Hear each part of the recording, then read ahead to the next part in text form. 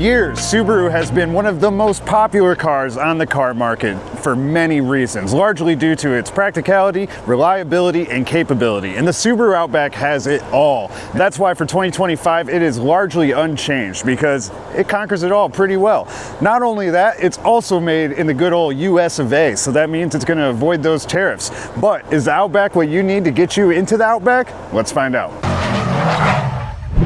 Starting off in the front here, the Subaru is largely unchanged. You'll recognize it from all prior years. In the center, we've got the large Subaru emblem, and below there, we do have functional venting all the way through, as well as at the lip, we've got more of that functional venting. And then we've got a silver lip on it, a couple fog lights, and then for our headlights, we have single LED beam headlights, but there is a unique feature to them. On this trim, you actually can enable it so that when you turn your steering wheel, the headlights turn with it. So that's something you need, you can get it.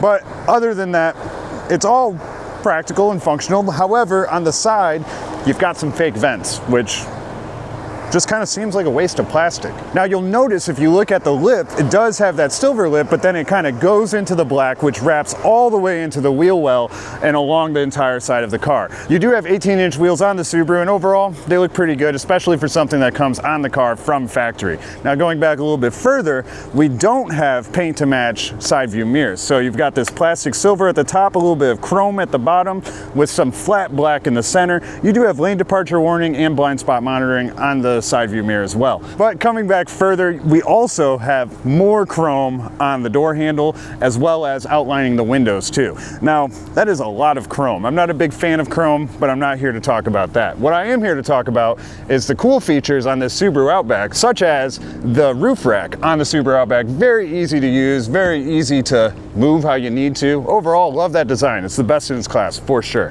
And then you got a push to open gas cap. Great. The taillights kind of bleed into the side, so you get some runoff there, and then not ginormous taillights like we see on a lot of cars. It's not going all the way across the back, but they do go a good distance. Other than that though, on the rear, we do have a spoiler, and it's not hiding the rear window wiper, and I don't get why. And then we've got another Subaru emblem. Got the Outback Touring XT emblem on the side. And then on the other side, we've got another Subaru emblem. So you've just got Subaru plastered all over this car. Everybody's gonna know. Overall though, I would say the exterior of the Subaru Outback looks like it has for years, and hey, it works. So why not? What else works is the rear hatch on its own. All you gotta do is push a button, which is pretty cool. In the back here though, you do have a nice rubber mat so that when you put your dog back here, it's not getting the carpet all dirty. Then you've also got a privacy cover straight from the factory. You can drop the second row seats as well very easily from the back here. On both sides, you have a handle, if I can find it, and you pull it, and then there goes the seat. So that's pretty awesome, love that. You do get a subwoofer back here too, so that's great on this Touring XT model. And underneath here, we do have some roadside assistance stuff, as well as if you pull up the foam piece, we've got a spare tire under there. So love to see that, especially in something that is supposed to be capable, right? So you might need that spare tire. They also gave us a banana. So we can get this down, and we can see if Subaru wants our fingers. Or maybe it's just hungry for a banana. Not too hungry. It's actually pretty good. You know, it's been a while since something didn't pierce the banana. So this one we'll save later to eat. Well, that about wraps up the exterior of the 2025 Subaru Outback Touring XT. I'd say it works, but let's see if the inside. Coming into the interior of the Outback, it's a lot of black and a little bit of chrome, but it is very clean, very functional, and practical overall. On the door panel, we have very standard controls. We've got a chrome door handle. We've got memory seat functions for our driver's seat, 2 of them at that. And then also our side view mirror controls and one-touch operation for all 4 windows. So great stuff. You can also lock the window. Overall, there's not a lot of design to really talk about here. You know, you've got some piano black there.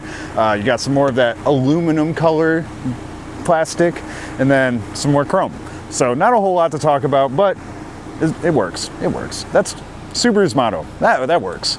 But the seats themselves also very, very comfortable. Not a whole lot to talk about in terms of like looks or style or anything. You do get some cool features, like you've got a lever that you pull and you can get a little knee pad out. That's cool. And again, you got full power controls, so that's great. 12-way adjustment.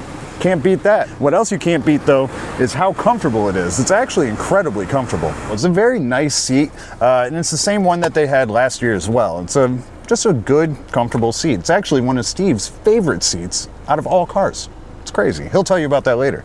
But the steering wheel itself, largely unchanged. Still a little bit smaller than I'd like to see, but on the left-hand side, you've got your multimedia controls. On the right-hand side, you've got your driver's assistance functions. The steering wheel overall, it's largely unchanged, but I'm still not a big fan of Subaru steering wheels. It's a little too thin and just kind of not a great feeling in your hands. But on the left-hand side, you have a ton of buttons. So on the left, we've got our multimedia controls. On the right, we have our driver's assistance buttons.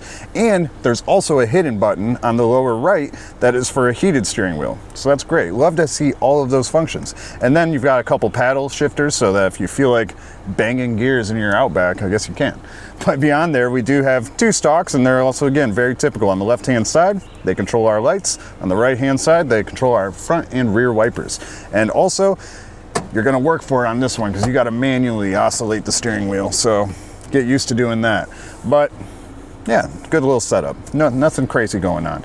To the left of our steering wheel, again, not a whole lot of craziness going on. Cool little styled vent outlined in the chrome with the black in the center. Hey, looks cool. Now below our silver and black vent, we do have 3 different buttons. 2 of them are for our back hatch, so one you can turn off the sounds, the other one obviously opens it, and then you have a dial for your gauge cluster brightness as well.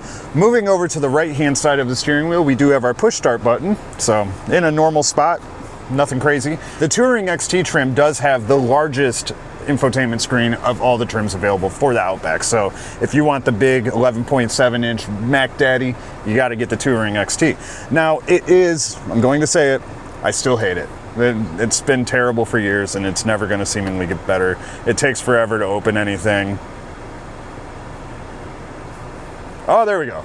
That was about 8 seconds or so, which is ridiculous. But yeah, so it's incredibly slow. A lot of things are in places where they don't make sense. Like if you want to turn on X mode, which is your only available drive mode outside of normal mode in the Touring, you actually have to hit the car button down here, and then that takes you to another screen where you've got a bunch of stuff, and now you can turn it on, and you've got all of your other features that you can turn on and off. So such as there's the steering responsive headlights that I was talking about earlier. You've got the auto start stop, vehicle auto hold, which we'll turn on and we'll turn off the start stop. You got a bunch of different things that you can turn on and off in here. Some of the menus are pretty responsive, but overall it's not. But also on here, you've got all of your AC controls except for your temperature up and down. You've got your heated and ventilated seats for both of the front seats.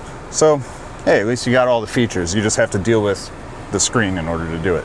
But you do have a physical knob for your volume, as well as your tuning, your front and rear defrost, and then you got your hazards up here at the top. Now below the infotainment screen, we do have a Type-C USB port, a Type-A USB port, and an auxiliary port. So I like to see that. You got an electronic parking brake, and then beyond the electronic parking brake, you do have the view button, which is for your exterior camera. However, the only exterior camera you have in this is your rear camera, and it looks like crap. Very low resolution. And then obviously we have our gear selector. So yeah, nothing crazy going on there. You do have 2 very deep and large cup holders. You can put something really tall in there. Like if you've ever seen those ginormous drinks at Vegas, you can probably fit one in there. And then there's also one of these inside of the cup holder in case like you're drinking a can of pop.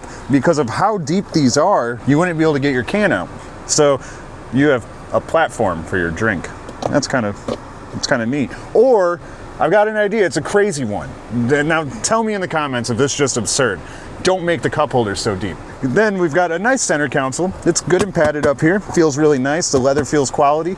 And then you can pull it open and you've got a place to store something very skinny, because not a whole lot's gonna fit in there. But if we close it again and open it back up, it reveals a CD player. When's the last time you've seen that in a car? Especially in 2025. You've also got a 12-volt outlet in here and a nice little felt-lined bottom. So overall, that's great. Crazy to see a CD player, especially in the center console. It's been a long time since I've seen that. Now moving up above our infotainment center, we do have a rear view mirror. Shocker. But this rear view mirror is also a digital rear view mirror, and it's got 3 home link buttons. So, hey, that's pretty cool. I don't have to look at Steve, I can look outside.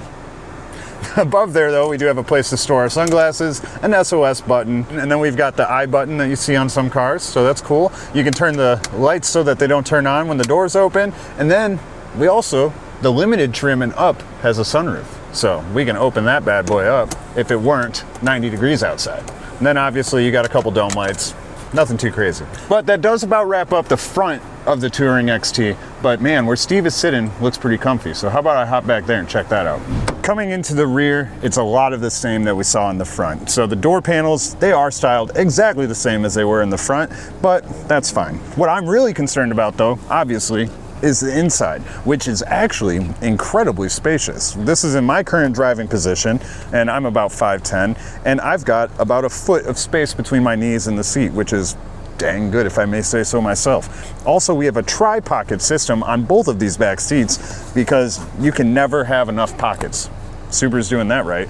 Now also what they're doing right is this whole back seat is also heated seats. So that's pretty cool too. Outside of that though, you do have a Type-C USB port and a Type-A USB port. Now in the center here, we do have a couple cup holders, and it's actually quite cushiony too, so nice and comfortable. They're nowhere near as deep as in the front, but there is another trick to the back seats here because I actually have them fully reclined currently, but you could sit straight up and proper, or you get a nice little airplane recline going on. That does wrap up the interior of this Subaru Outback though. Let's get it on the road and see how she handles.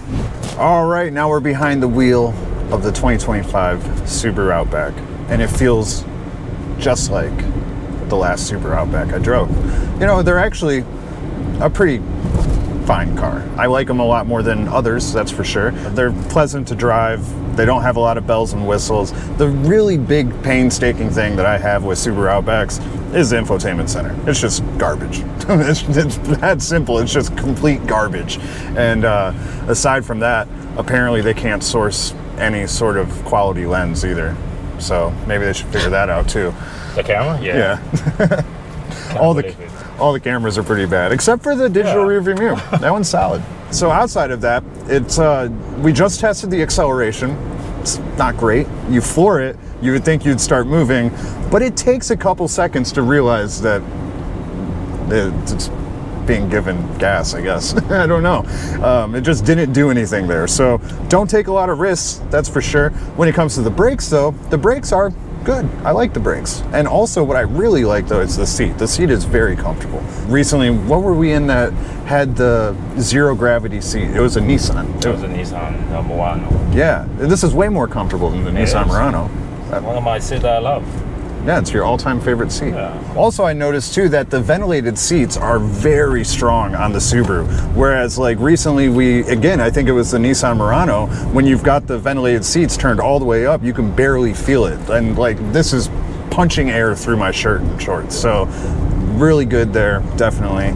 Now, like I mentioned, this does have a plethora of safety features, from lane keep assistance to adaptive cruise control. It's also got, you know, the headlights that move, you got pedestrian monitoring, so it's got all the safety features you could possibly need bundled into one sweet little package. So right. I can feel the seat. It's really cool, you know. Yeah, it's crazy, isn't it? But it's really quiet too, you know. Unlike the Toyota, you remember? Oh yeah. It's so noisy. Yeah, I can't hear this one at all. What else is important, obviously, is going to be your visibility. And the visibility in this, I would say it's pretty good. You've got a lot of really big windows. The only spot that you've got a little bit of impedance would be in the back. And that's just due to the ginormous headrests that they have back there. But hey, I don't need to see Steve's head. I can just turn on the digital rear view mirror, and that's fine. But that does about wrap up my drive impressions and how I feel about the Outback. I really do. I think it's a pleasant drive. It's not my favorite car in the world. I hate all of the chrome. It's not the best looking interior, but the drive quality, the drive feel, the comfortability and everything, I would say it's definitely up there. It does not feel like a car of its class when you look at those things. All right, it's Uncle Steve behind the wheel right now. Let's talk about the powertrain. So the powertrain is unchanged. The model that we test driving has 2.4 liter four-cylinder boxer engine. It has 270 horsepower and 277 foot-pound of torque. And you still complain about how slow it is? Yeah. Imagine they have the base model with 2.5 liter, no turbocharge. 180 horsepower. That's almost 100 horsepower less. Yeah, that's way less. And imagine how slow is that. Yeah. So if you have the budget, go get the 2.4 turbo, you know. So 0 to 60 for this one is around 6.3 seconds. For the 2.5 is 8.5. Damn. That is very slow. That is. And they all come with CVT. So far, the CVT for the Subaru is okay, not like the Nissan one. So, but it's still a CVT, so just make sure you take good care of it. Okay, for the mile per gallon, it is okay for a turbocharged with 270 horsepower. It's about 22 in the city and 29 on the highway. For the non-turbo one, it's 26 and 32. So it's not much different. No. Right? You can lose 100 horsepower and gain 2 miles per gallon. However, on the book, it did not say the turbo model. It did not say it required the premium gas, but I always put premium gas because you want to avoid engine knocking. That's not good. Especially you have a heavy foot. You drive like crazy every single stop sign. Then yes, please put the premium gas in it. For the driving experience, like this is my second time driving the Subaru Outback, so this is one of the car I really like on my list in terms of space, comfortable, and style. You know, and also I think this is the best looking Outback that Subaru would ever introduce. Besides that, yes, the LCD screen, it sucks. It's so slow. It's like I feel like using an iPhone 1 right now. It does, yeah. You're on dial-up internet. It's like, come on! You want to just punch that thing. You do, yeah. Like, what if you really need to hit a button? Exactly. What if you got to answer a call? How long are you going to wait? And then the second thing I don't like is the camera. I mean, come on, man. How much is a camera? Right. And get a HD camera. Right. And they already get parts from Japan. Yeah. You know what that look like? It look like Minecraft. It does. So I like the pixel. Yeah, besides that, the visibility is great. The space is awesome. I don't know. They call this as a compact SUV. I just call it station wagon. Yeah, I call them a station wagon too. Well, the most important thing is the price. We all know Subaru is right on the low side. It is. Yeah, it's on the low side. Now, this is the top trim available, but Steve, I want you to guess how many trims there are. I know the wheelers, I know the base, I know the premium. I think it's 4. There is 9 trims for the Outback. And Touring XT is the top trim. Wilderness is like right there in the middle. I'm not going to go through them all, but basically the Outback entry trim is $31,000, and the Touring XT that we're driving today is $46,150. And then you've got everything else in between there. But you do have to go at least to the Limited in order to get the sunroof and some additional features. So like, I probably wouldn't go below the Limited, which is $41,140. It's one of the cheaper ones. Wow. Actually, it jumps from 31 to 34 to 39 to 41, and then they're really small jumps. So compare the base model and the top model is about like 15,000 different. Yes. So plus, what's the benefit to buying this car made in USA? No tariffs. No tariffs, baby. So, yeah, that's obviously a good thing. That's a big thing that's hitting the market right now. That's why a lot of you guys aren't out there shopping for cars right now. Maybe you just like to see what's coming out, what's available, and you just want to see Steve's beautiful face. But it is going to remain cheaper than other cars because it's built in the USA. Well, that does about wrap up the 2025 Subaru Outback Touring XT, and we're going to call it a station wagon. I love station wagons. It's a guilty pleasure of mine. I like hatchbacks and station wagons. I don't know what it is, but there's just so much space like Steve was talking about. And if you're in the market for something like that, something that can get you out camping, bring your dogs with you, and also the kids, and be comfortable in the process, I think the Outback's a fantastic choice. You know, not everybody wants a big SUV or something, and it just can be too much. But I think that the Subaru Outback is the perfect example of practicality and capability done right. So let us know in the comments what you think of the 2025 Subaru Outback. Are you going to buy one? Are you interested in one at all? Or do you hate station wagons? That could be fine too. Other than that, smash up the likes, subscribe to the channel, and we'll see you on the next video.